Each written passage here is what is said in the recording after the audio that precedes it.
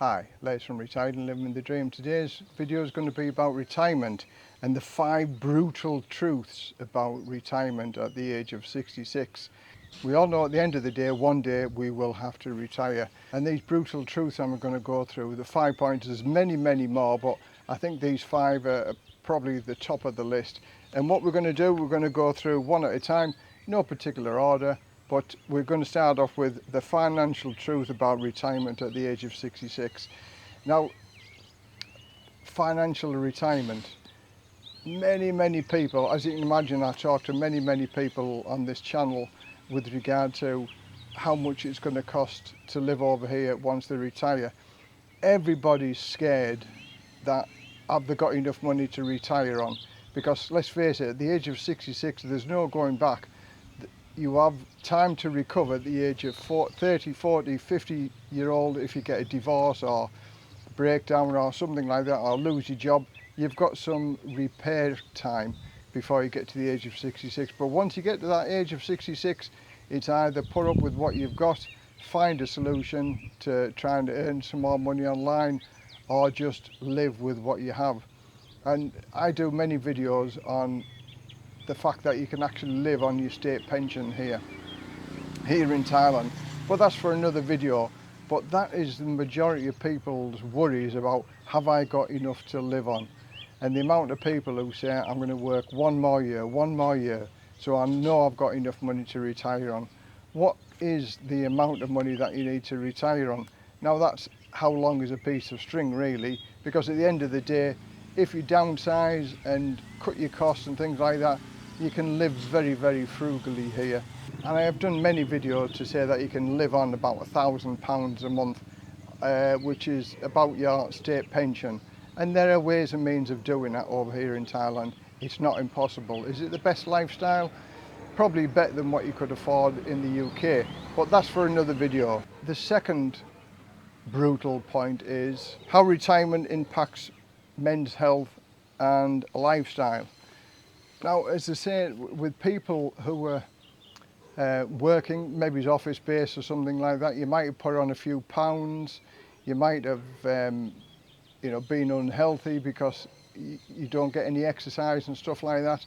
Now, I put weight on whilst I was working, and when I retired, I travelled around the world for a year, and I did lose a little bit of weight doing that because I was always active and on the go.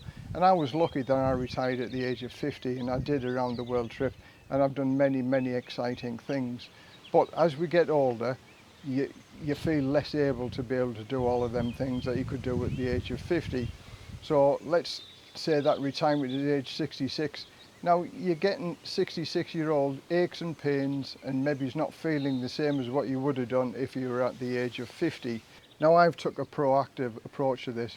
It was sort of an enlightening moment when I realised I was 118 kilos, so I had to do something about it. Trying to buy size 44 waist trousers, I said, no, I need to do something about this.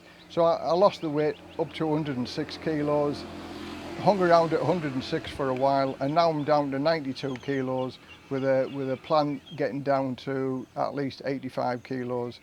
That reduces the amount of weight tremendously.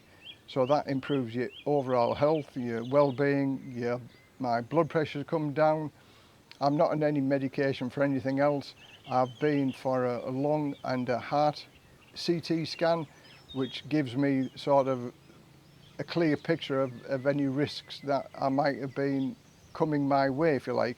And happy to say, I mean, have a look at this video here. It's about my CT scan and lung scan.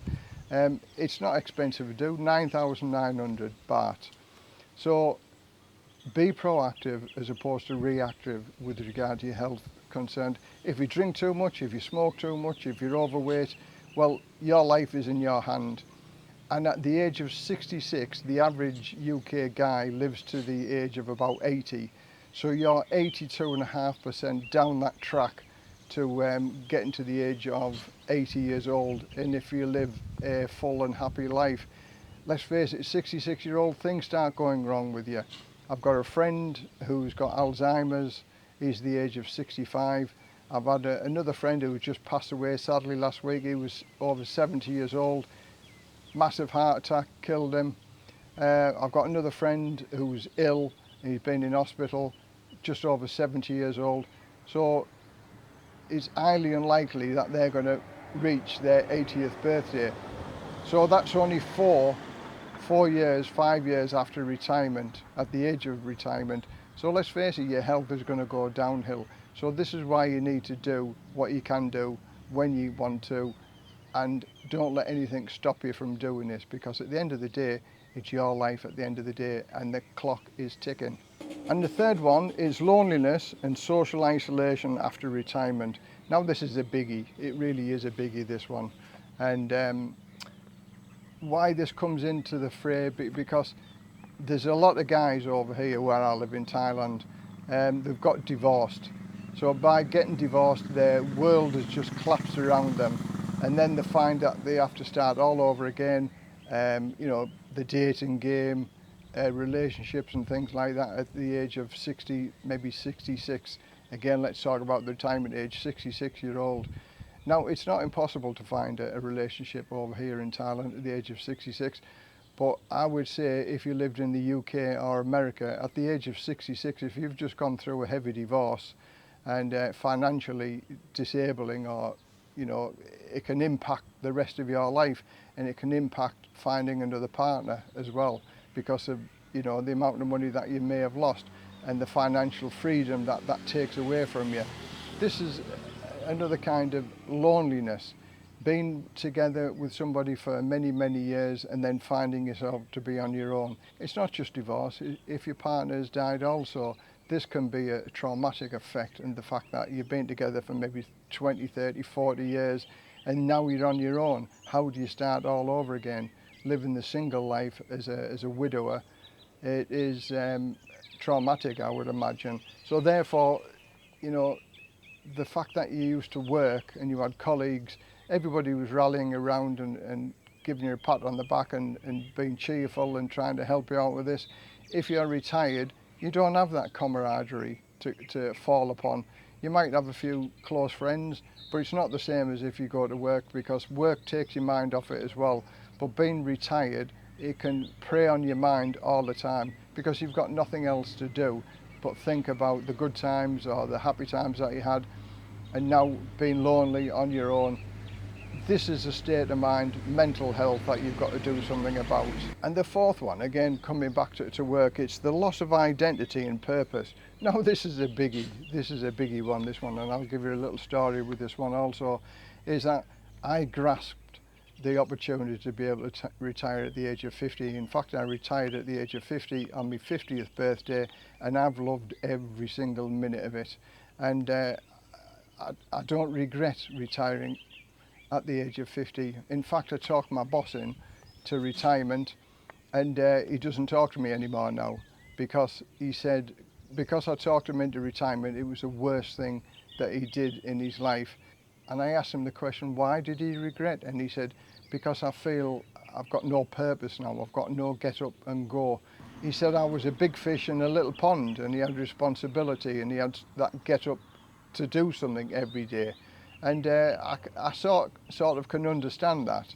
And it's not just the fire brigade, it's any job. If you're a manager or something like that, you'll constantly get pats on the back and like, oh, I don't know how the job's going to survive without you. You were the life and soul of this job, and without you, we're going to struggle. No, you're not. You were a cog in a machine, and the machine still works. It's just the niceties of everybody being nice to you, saying, oh, don't worry, you know, if you ever want to come back for a cup of coffee, come back for a cup of coffee, you're always welcome. I would suggest that you never ever do that, because you'll get your bosses and will say, look at the clock, oh, well, I've got a meeting, because they've got things to do. They haven't got the time like you, where they can just go and have a coffee. And if you go back to your work environment, nobody's got time for you, because everybody's busy. Let's face it, did you have time to chat to other people when you were working? Well, the machine still goes on, and the cog has been replaced by somebody else who's doing your job, and they are the people that matter, not you anymore. So getting your head around the fact that, you know, you are no longer a cog in a machine, and the fact that everybody relied on you, but now nobody relies on you. Your life is in your hands. And 5, again, I could just go on forever for this, but I think these are the top 5. And the fifth one is emotional impact of retirement.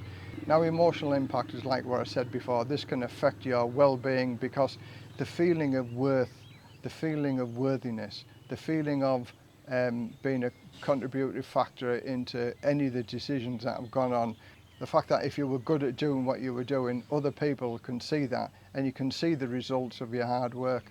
And that's rewarding in itself. And once you get to retirement and then you're out of that loop, it's just like, what you need to do, you need to find something that's worthy and rewarding. You know, doing voluntary work. I do voluntary work once a month for a cat sanctuary over here. It's fantastic, the fact that I can still give and still do something for some people. So you've just got to change your whole mindset with regard to, once you're retired, there are other things, other avenues that you've got to go down. And retirement shouldn't be a burden, and it shouldn't be hard to be able to retire. Let's face it, you've got your last few years. You've given all the best years to your family and friends and your work. And now it's your turn to live your life and make it rewarding for them final 20% or 18% of your life before that clock finally stops and you go to another place. So I hope you found this video interesting. Give it a thumbs up if you like it, give it a thumbs down if you don't like it. I'd love to hear your comments on what you feel about retirement. And until the next video, bye for now.